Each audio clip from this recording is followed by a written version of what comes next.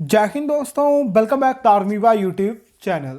आज हम जीके के टॉप 25 मिक्सिंग प्रश्नों का टेस्ट लगाएंगे। याद रखें, आज की क्लास आपकी भूगोल यानी जियोग्राफी की क्लास नंबर 2 होने वाली है, जिसमें हम टॉप 25 या कह सकते हैं आर्मी के लिए टॉप 25 मिक्सिंग प्रश्नों का टेस्ट लगाएंगे। इसमें आपको अपनी तैयारी बतानी है, कैसी आपकी तैयारी चली हुई है। ये सभी प्रश्न आपके लूसेंट बुक से लिए गए हैं और आपको लेवल जो है थोड़ा सा बढ़ता हुआ देखने को मिलेगा आर्मी का। तो इसलिए जो है अभी जो प्रश्न है एसके को छोड़कर जो है लूसेंट बुक से उठाए जा रहे हैं। चलिए स्टार्ट करते हैं सबसे पहले क्वेश्चन से। क्वेश्चन नंबर 1 आपके सामने है, वह काल्पनिक रेखा जो पृथ्वी को दो भागों में बांटती है या फिर कह सकते हैं दो बराबर भागों में बांटती है, क्या कहलाती है?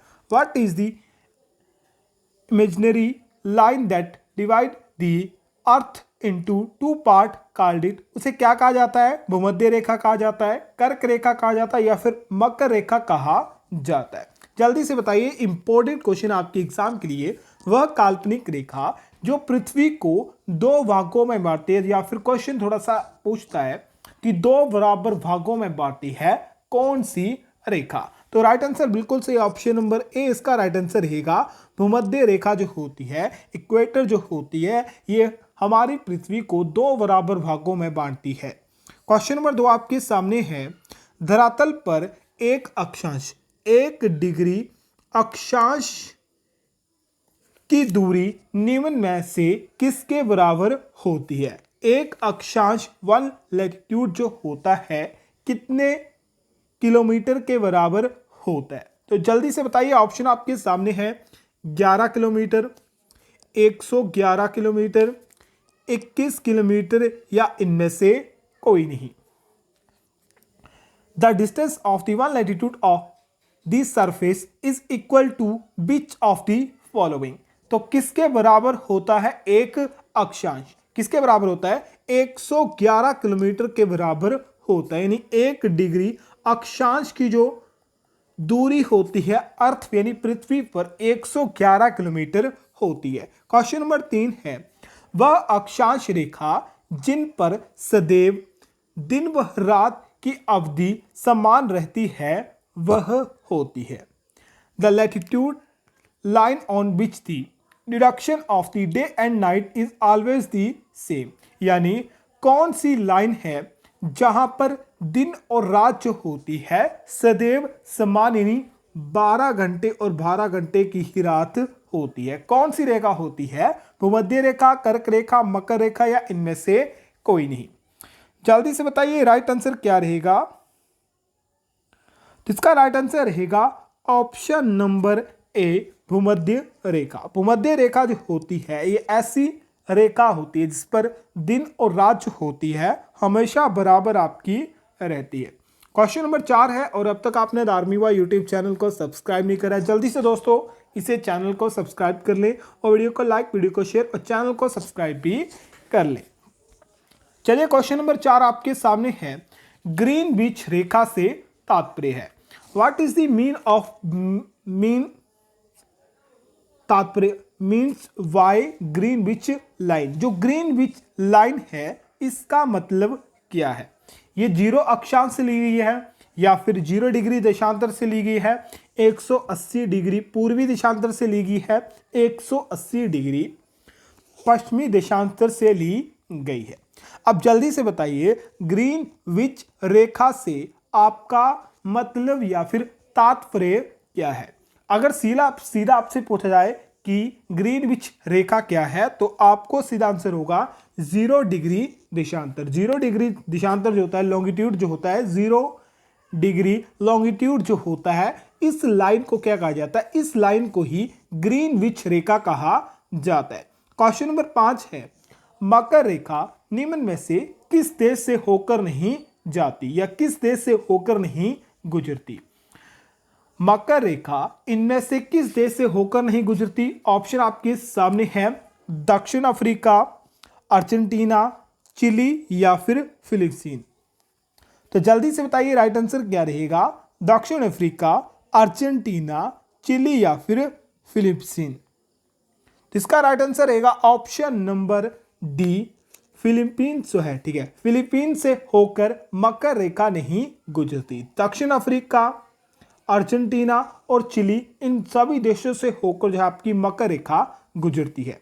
क्वेश्चन नंबर 6 है, पृथ्वी, यहां थोड़ा सोच कर लें, पृथ्वी 1 घंटे में कितना देशांतर घूमती है? पृथ्वी जो है 1 घंटे में कितने डिग्री देशांतर घूमती है? How much longitude does the earth rotated in 1 hour? 1 घंटे में हमारी अर्थ जो होती है कितने डिग्री, कितना लॉन्गिट्यूड जो है घूम जाती है? 12 डिग्री, 15 डिग्री, 18 डिग्री या फिर 3 डिग्री? चलिए दोस्तों जल्दी से आंसर बताइए, राइट आंसर क्या रहेगा? इसका राइट आंसर रहेगा ऑप्शन नंबर बी, 15 डिग्री जो है घूम जाती है 1 घंटे में। क्वेश्चन नंबर 7 है, भूमध्य रेखा निम्नलिखित में से किस देश से होकर नहीं गुजरती? भूमध्य रेखा जो है इनमें से किस देश से होकर नहीं गुजरती? कीनिया, केन्या, थोड़ा सा कर लें, केन्या, मैक्सिको, इंडोनेशिया या फिर Brazil. The earth equator does not pass which of the following country? किस कंट्री से होकर या देश से होकर भूमध्य रेखा नहीं गुजरती? राइट आंसर क्या रहेगा? बिल्कुल से ऑप्शन नंबर बी, मैक्सिको इसका राइट आंसर रहेगा। क्वेश्चन नंबर 8 है, दक्षिण अमेरिका के निम्न में से किस देश से होकर मकर रेखा नहीं गुजरती? इनमें से दक्षिण अमेरिका का कौन सा देश है जहां से होकर आपकी कौन सी रेखा मकर रेखा नहीं गुजरती? ऑप्शन आपके हैं चिली, बोलिविया, पैराग्वे या फिर ब्राजील। फिर से ऑप्शन सुन लें, चिली, बोलिविया, पैराग्वे या फिर ब्राजील।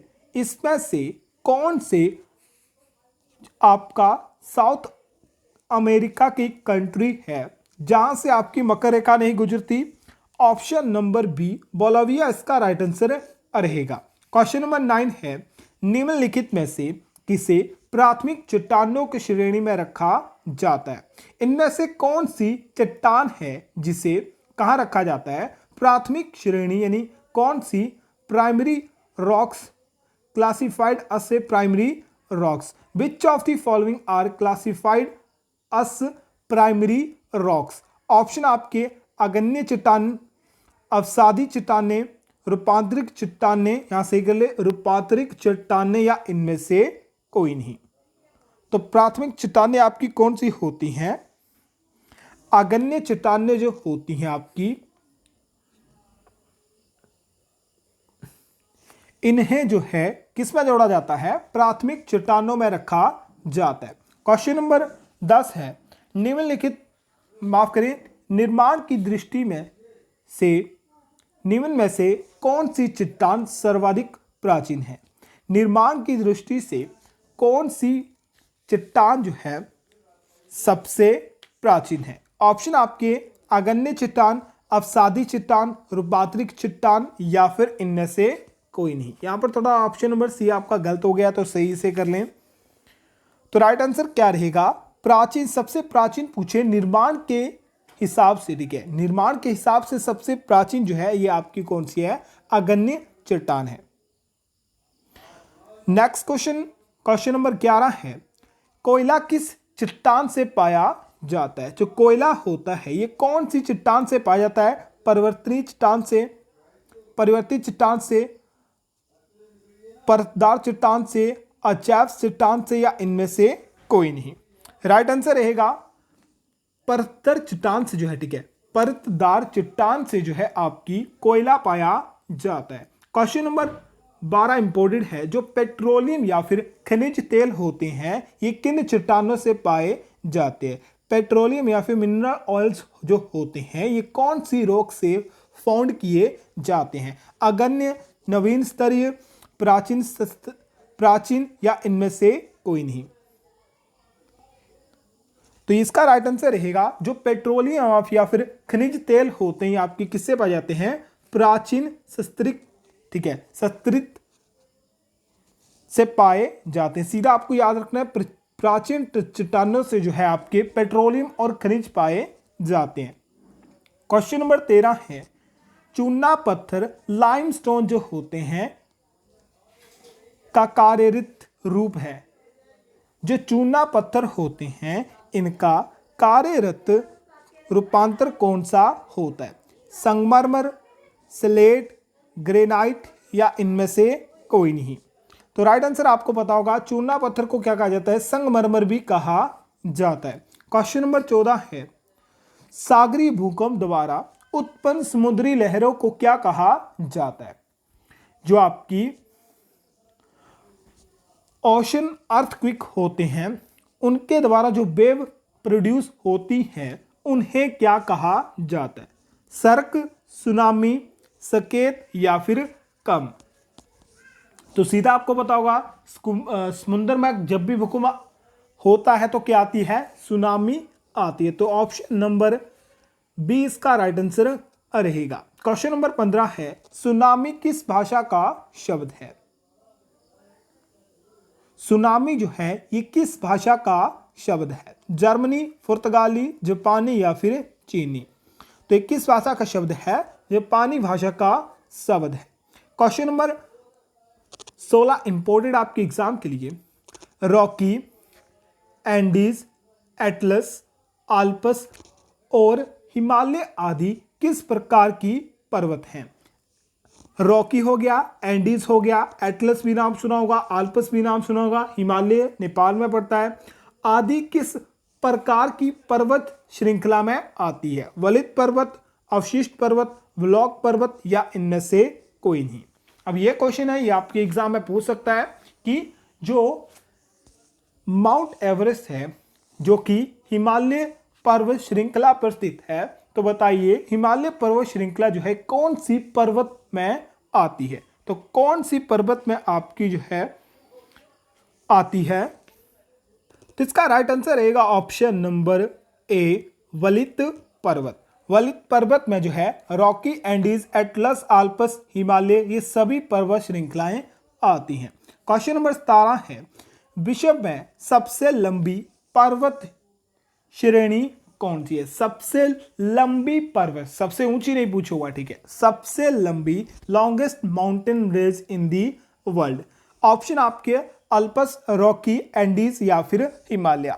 चलिए जाओ तो जल्दी से आंसर बताइए, राइट आंसर क्या रहेगा? बिल्कुल से ऑप्शन नंबर सी, एंडीज इसका राइट आंसर रहेगा। एंडीज जो है ये विश्व की सबसे लंबी पर्वत श्रेणी है। क्वेश्चन नंबर 18 ध्यान से सुने, ब्लैक हिल, ब्लू हिल तथा ग्रीन हिल नामक पहाड़ियां या यह किस देश में स्थित है? Black hill, blue hill, Green Hill is located in which country? तो कहां पर स्थित है? ऑस्ट्रेलिया में, कनाडा में, अमेरिका में या फिर ब्राजील में? ये क्वेश्चन थोड़ा सा इंपॉर्टेंट मुझे लगा, तो तीनों के नाम आपको याद रखने हैं, ब्लैक, ब्लू और ग्रीन। ब्लैक, ब्लू, ग्रीन, और ये हिल्स हैं जो कि कहां पर पड़ती हैं? ये आपकी संयुक्त राज्य अमेरिका में स्थित हैं। क्वेश्चन नंबर 19 है, एंडीज पर्वतमाला की सर्वोच्च चोटी कौन सी है? अब ये क्वेश्चन थोड़ा सा हाई लेवल का और इंपॉर्टेंट क्वेश्चन है। माउंट एवरेस्ट हर बार नहीं पूछेगा, थोड़ा सा अलग लेवल से पूछेगा। तो एंडीज पर्वतमाला की सर्वोच्च चोटी कौन सी है? Which is the highest peak of the Andes mountain range? आपका एकाकुआ, माउंट एवरेस्ट, दोनों या इनमें से कोई नहीं? एकाकुआ, ठीक है, एकाकुआ। यहां पर बिंदी होगी तो थोड़ा सा हो सकता है इंग्लिश में थोड़ा सा मिस्टेक हो। तो राइट आंसर रहेगा ऑप्शन नंबर ए, एकाकुआ जो है ये एंडीज पर्वत की सबसे ऊंची सर्वोच्च चोटी है। क्वेश्चन नंबर 20 है, निम्न में से कौन सी पर्वत श्रृंखला विश्व में सबसे बड़ी है? विच of the following mountain range is the largest in the world? यहां पर फिर से पूछा हुआ है, हाईएस्ट नहीं बोला हुआ, ठीक है। फिर एक लॉन्गेस्ट होती है, एक लार्जेस्ट होती है, बड़ी होती है, एक आपकी हाईएस्ट होती है। हाईएस्ट आपको पता है हिमालय है, लॉन्गेस्ट आपको एंडीज बता दी। तो जल्दी से बताइए लार्जेस्ट यानी सबसे बड़ी पर्वत श्रृंखला कौन सी है? अल्पस, एंडीज, रॉकीज या फिर हिमालय? राइट आंसर क्या रहेगा? जिसका भी राइट आंसर रहेगा ऑप्शन नंबर सी। एंडीज पर्वत जो है ये सबसे लॉन्गेस्ट और सबसे लार्जेस्ट या कह सकते हैं सबसे लंबी और सबसे बड़ी क्या है पर्वत श्रृंखला। क्वेश्चन नंबर 21, निम्नलिखित में से किसे विश्व की छत कहा जाता है? इंग्लिश में पढ़ें। विच of the following called the roof of the world? Roof of the world किसे कहा जाता है? काराकोरम को, क्यूनुक्लून को, पामीर को, या इनमें से कोई नहीं? जल्दी से बताइए दोस्तों राइट आंसर क्या रहेगा। क्वेश्चन बहुत ज्यादा इंपॉर्टेंट है। निम्नलिखित में से किसे जो है रूफ ऑफ द वर्ल्ड विश्व की छत कहा जाता है? पामीर को कहा जाता है, बिल्कुल सही। क्वेश्चन नंबर 22 है, निम्नलिखित में से किस स्थल को सभ्यता का पालना कहा जाता है? फिर से सुन ले, सभ्यता का पालना कहा जाता है। इस क्वेश्चन को चेक करें गूगल पर तो आपको आंसर क्या मिलेगा, जल्दी से बताइए। आंसर मिलेगा पठार, पर पठार इसका राइट नहीं आंसर होगा। जल्दी से बताइए पर्वत, पहाड़ या फिर मैदान, इनमें से राइट आंसर क्या रहेगा?